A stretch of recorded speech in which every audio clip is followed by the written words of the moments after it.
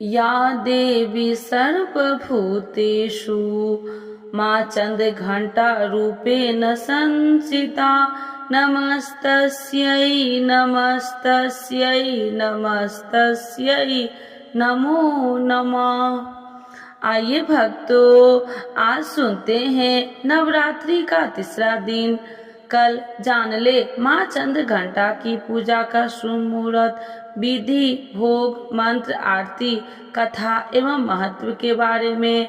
तो एक बार बोलिए प्रेम से माँ चन्द्रघण्टा माता की जय, भगवती माता की जय। नवरात्रि के तीसरा दिन माँ चन्द्रघण्टा को समर्पित है। इस दिन माँ चन्द्रघण्टा की पूजा करने से विशेष फल की प्राप्ति होती है। माँ चन्द्रघण्टा के स्वरूप की बात की जाए तो माँ चन्द्रघण्टा के मस्तक पर घंटे के आकार का अर्थ चंद्रमा विराजमान है, इसीलिए इनका नाम चन्द्रघण्टा पड़ा। इनके शरीर के रंग सोने की तरह चमकीला और इनका वाहन सिंह है। इस देवी के 10 हाथ माने गए हैं और इनके हाथों में कमल, धनुष, बाण, खड्ग, कमंडल, तलवार, त्रिशूल और गदा आदि जैसे अस्त्र और शस्त्र से सुशोभित है। माँ चन्द्रघण्टा के गले में सफेद फूलों की माला और शीश पर रत्न जड़ित मुकुट विराजमान है। माता चन्द्रघण्टा युद्ध की मुद्रा में विराजमान रहती है और तंत्र साधना में मणिपूर्ण चक्र में नियंत्रित करती है। मान्यता है कि नवरात्रि के तीसरे दिन माँ चन्द्रघण्टा की पूजा करने से व्यक्ति पराक्रमी और निर्भय हो जाता है।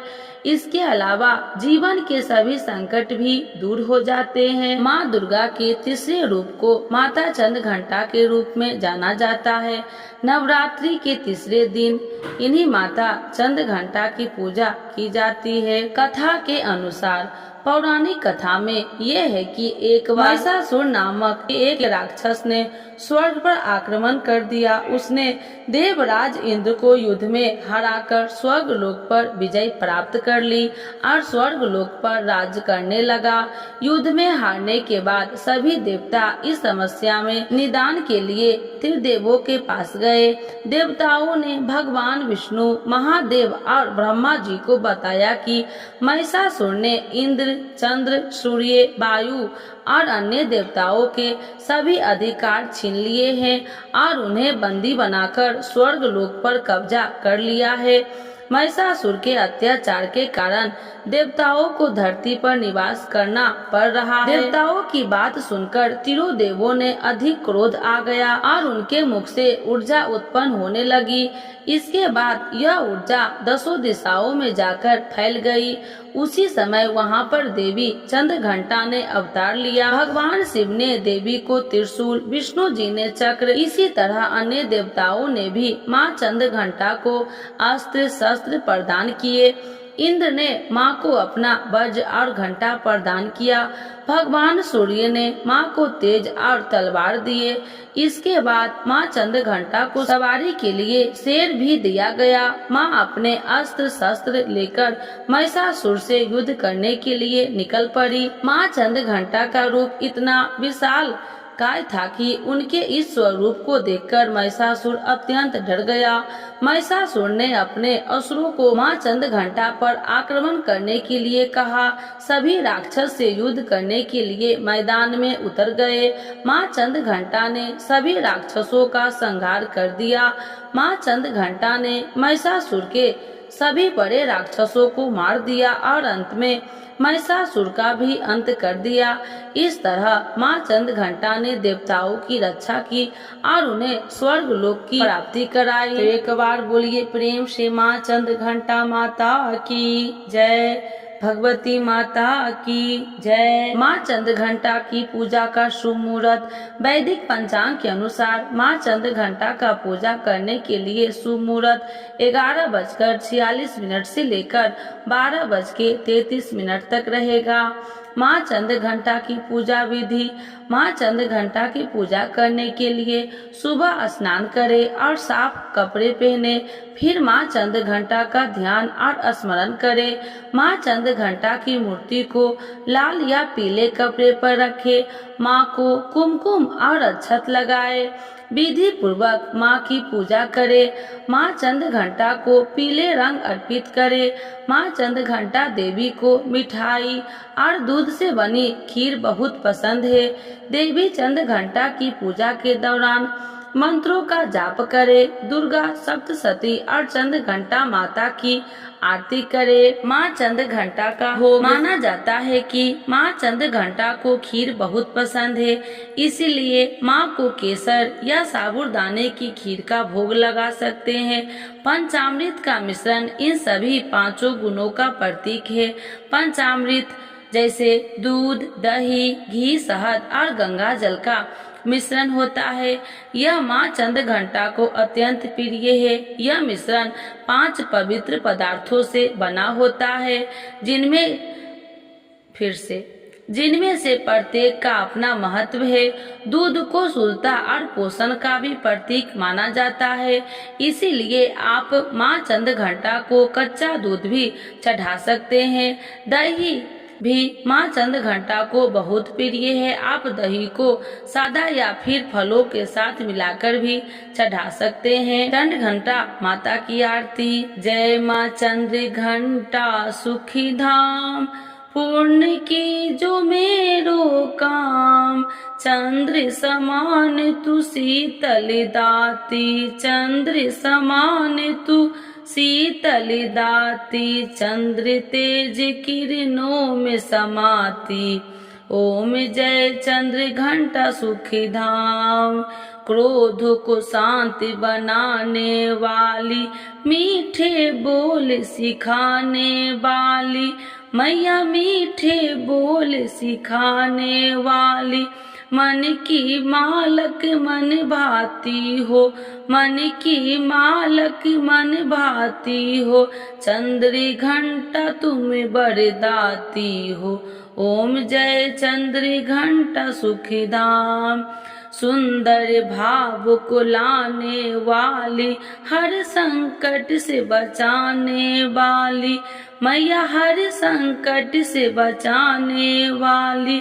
हर बुधवार जो तुझे ध्यावे, हर बुधवार जो तुझे ध्यावे, श्रद्धा सहित जो विनय सुनाए, ओम जय चंद्र घंटा सुखी धाम। मूर्ति चंद्र आकार बनाए, सनमुखी घी की ज्योति जलाए मैया, सनमुखी घी की ज्योति जलाए। शीश झुका कहे मन की बात, शीश झुका कहे मन की बात। पूर्ण आस करो जगदाता, ओम जय चंद्र घंटा सुखी धाम। कांचीपुर स्थान तुम्हारा, कर्नाटका में मान तुम्हारा मैया, कर्नाटका में मान तुम्हारा। नाम तेरा रटू महारानी, नाम तेरा रटू महारानी। भक्त की रक्षा करो भवानी, ओम जय चंद्र घंटा सुखी धाम। माँ चंद्र घंटा पूजा का महत्व। मान्यता के अनुसार नवरात्रि के तीसरे दिन माँ दुर्गा के तीसरे स्वरूप माँ चंद्र घंटा की पूजा करने से व्यक्ति को शौर्य, पराक्रम और साहस की प्राप्ति होती है। माता रानी के आशीर्वाद से व्यक्ति जीवन की हर चुनौती को सामना करने की शक्ति मिलती है। इसके अलावा मान्यता है कि माँ चंद्र घंटा की पूजा और भक्ति करने से आध्यात्मिक शक्ति मिलती है। तो एक बार बोलिए प्रेम से माँ चंद्र घंटा माता की जय, भगवती माता की जय। श्री दुर्गा नवरात्रि व्रत कथा 9 दिन जरूर सुने। इस कथा का पाठ सभी 9 देवियों की मिलेगी कृपा और होगी हर मनोकामना पूर्ण।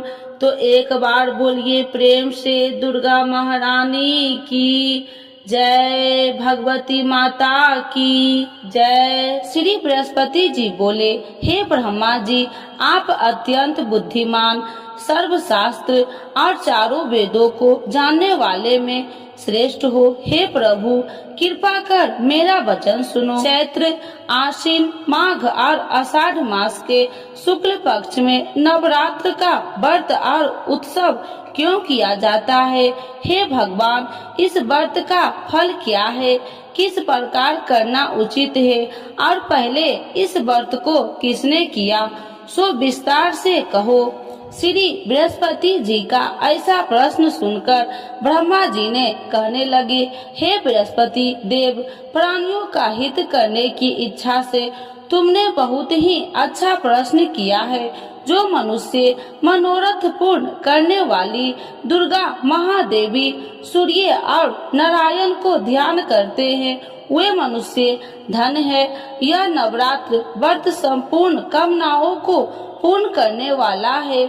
इसके करने से पुत्र चाहने वाले को पुत्र, धन चाहने वाले को धन, विद्या चाहने वाले को विद्या और सुख चाहने वाले को सुख मिलता है। इस व्रत को करने से रोगी मनुष्य को रोग दूर हो जाता है और कारागार में पड़ा हुआ मनुष्य बंधन से छूट जाता है। मनुष्य की तमाम विपत्तियां दूर हो जाती है और उसके घर में संपूर्ण संपत्ति आकार उपस्थित हो जाती है। बंधिया और काक बंधिया के इस व्रत के करने से पुत्र हो जाता है। समस्त पापों को दूर करने वाले इस व्रत के करने से ऐसा कौन सा मनोरथ है जो सिद्ध नहीं हो सकता? यदि व्रत करने वाला मनुष्य सारे दिन का उपवास न कर सके तो एक समय भोजन करे और उस दिन बंधावों सहित नवरात्रि व्रत की कथा श्रवण करे। हे बृहस्पति देव, जिसने पहले इस महाव्रत को किया है, उसका पवित्र इतिहास मैं तुम्हें सुनाता हूँ। तुम सावधान होकर सुनो। इस प्रकार ब्रह्मा जी के वचन सुनकर बृहस्पति जी श्री ओम बोले, हे ब्राह्मण, मनुष्य को कल्याण करने वाले इस व्रत के इतिहास को मेरे लिए कहा। मैं सावधान होकर सुना। श्री ओम रहा हूँ, आपकी शरण आई हूँ, मुझ पर कृपा करो। ब्रह्मा जी बोले, पीठित नाम के मनोहर नगर में एक अनाथ नाम का ब्राह्मण रहता था। वह भगवती दुर्गा का भक्त था। उसके संपूर्ण सत्गुणों से युक्त मानो ब्रह्मा की सबसे पहली रचना हो ऐसी अर्थात नाम वाली सुमित नाम की एक अत्यंत सुंदर कन्या पैदा हुई। वह कन्या सुमित अपने घर के बाल कपन में अपनी सहेलिया के साथ कीड़ा करती हुई इस प्रकार बढ़ने लगी, जैसे शुक्ल पक्ष में चंद्रमा की कला बढ़ती है। उसका पिता प्रतिदिन दुर्गा की पूजा और होम किया करता था। उस समय वह भी नियम से वहाँ उपस्थित होती थी। एक दिन वह सुमित अपनी सखियों के साथ खेलने लग गई और भगवती के पूजन में उपस्थित नहीं हुई। इसके पिता को पुत्री की ऐसी असावधानियां देखकर क्रोध आया और पुत्री से कहने लगे कि हे दुष्ट पुत्री, आज प्रातः से तुमने भगवती की पूजा नहीं किया। इस प्रकार मैं किसी कुष्ठी और जय माता दी दरिद्र मनुष्य के साथ तेरा विवाह करूंगा। इस प्रकार कुपित पिता के वचन सुनकर सुमित को बड़ा दुख हुआ और पिता से कहने लगे कि हे पिताजी, मैं आपकी कन्या हूँ, मैं आपके सब तरह से अधीन हूँ। जैसे आपकी इच्छा हो मेरा विवाह कर सकते हो। होगा वही जो मेरे भाग्य में लिखा है। मेरा तो इस पर पूर्ण विश्वास है।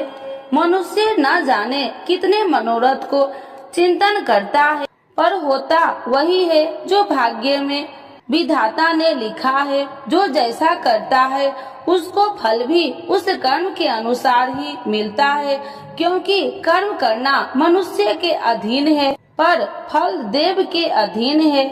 जैसे अग्नि में पड़े हुए तीन दी उसको अधिक प्रति दीप्त कर सकते हैं, उसी तरह अपनी कन्या के ऐसे निर्भरता से कहे हुए वचन सुनकर उस ब्राह्मण को अधिक क्रोध आया।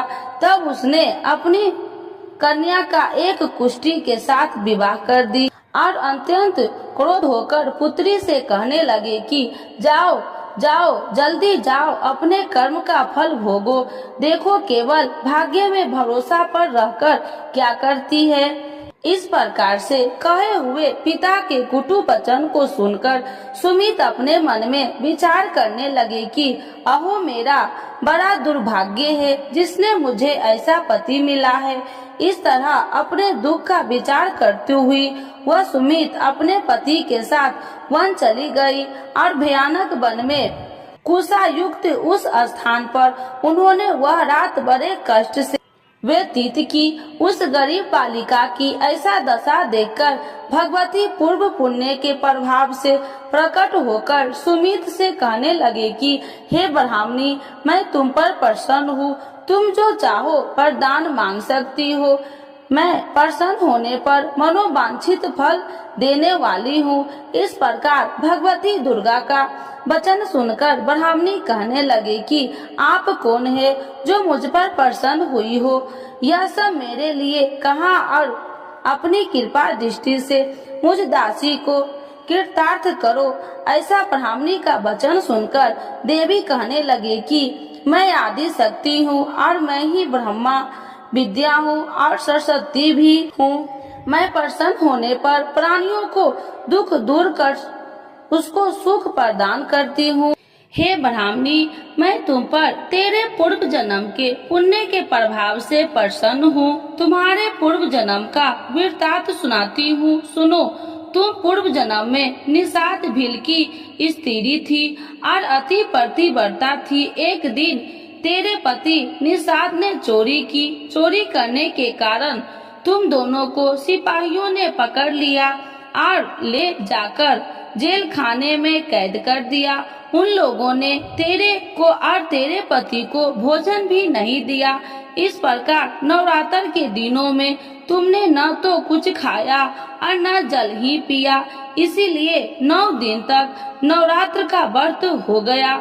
हे ब्राह्मणी, उन 9 दिनों में जो व्रत हुआ उस व्रत के प्रभाव से प्रसन्न होकर तुम्हें मनोवांछित वस्तु दे रही हूँ।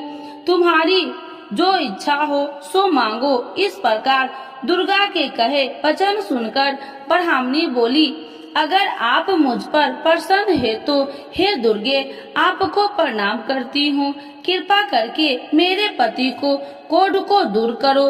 देवी कहने लगे कि उन दिनों में जो तुमने व्रत किया था उस व्रत के एक दिन का पुण्य अपने पति को कोढ़ दूर करने के लिए अर्पण करो। मेरे प्रभाव से तेरा पति कोढ़ी से रहित और सोने का समान शरीर वाला हो जाएगा।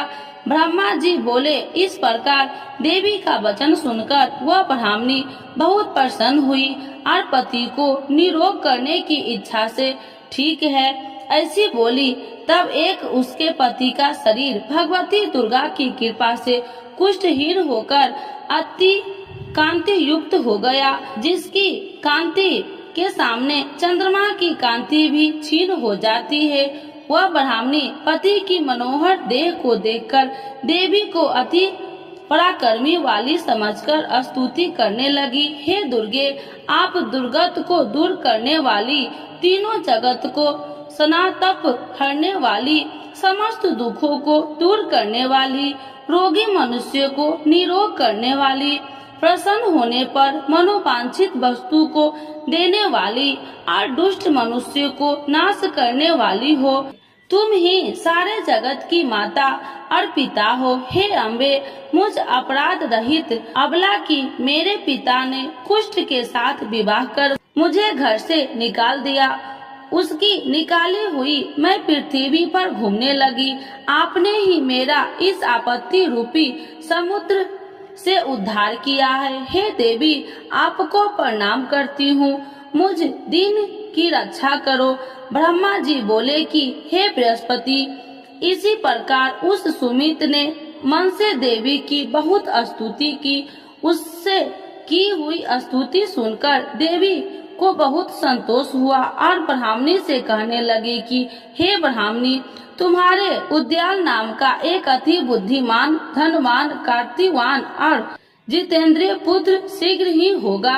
ऐसा कहकर वह देवी उस ब्राह्मणी से फिर कहने लगी कि हे ब्राह्मणी, और जो कुछ तेरी इच्छा हो वही मनोवांछित वस्तु तुम मांग सकती हो। ऐसा भगवती दुर्गा का वचन सुनकर सुमित बोली कि हे भगवती दुर्गे, अगर आप मेरे पर प्रसन्न है तो कृपा कर मुझे नवरात्रि विधि बताइए। हे दयावती, जिस विधि से नवरात्र व्रत करने से आप प्रसन्न होते हैं, उस विधि और उसके फल को मेरे लिए विस्तार से वर्णन करें। उस प्रकार ब्राह्मणी के वचन सुनकर दुर्गा कहने लगी कि हे ब्राह्मणी, मैं तुम्हारे लिए संपूर्ण पापों को दूर करने वाली नवरात्र व्रत विधि को बतलाती हूँ, जिसको सुनने से तमाम पापों से छुटकारा, मोक्ष की प्राप्ति हो जाती है। आश्विन मास के शुक्ल पक्ष की प्रतिपदा से लेकर 9 दिन तक विधि पूर्वक व्रत करे। यदि दिन भर का व्रत न कर सके तो एक समय का भोजन करे। पढ़े लिखे ब्राह्मणों से पूछकर घट स्थापना करे और वाटिका बनाकर उसको प्रतिदिन जल से सींचे। महाकाली, महालक्ष्मी और महासरस्वती की मूर्तियां बनाकर उसकी नित्य विधि सहित पूजा करे और पुरुषों से विधि पूर्वक अर्घ्य दे। बिजोड़ा के फूल से अर्घ्य देने से रूप की प्राप्ति होती है। जय फल से कीर्ति, दाख से कार्य की सिद्धि होती है। आंवले से सुख और केले के भूषण की प्राप्ति होती है। इस प्रकार फलों से अर्घ्य देकर यथा विधि हवन करे। खंड, घी, गेहूं, शहद और तिल, बिल्व, नारियल, दाख और कदम, इनसे हवन करे। गेहूं होम करने से लक्ष्मी की प्राप्ति होती है।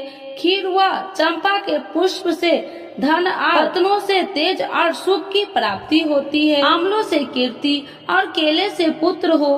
कमल से राज, सम्मान और दुखों से सुख संपत्ति की प्राप्ति होती है।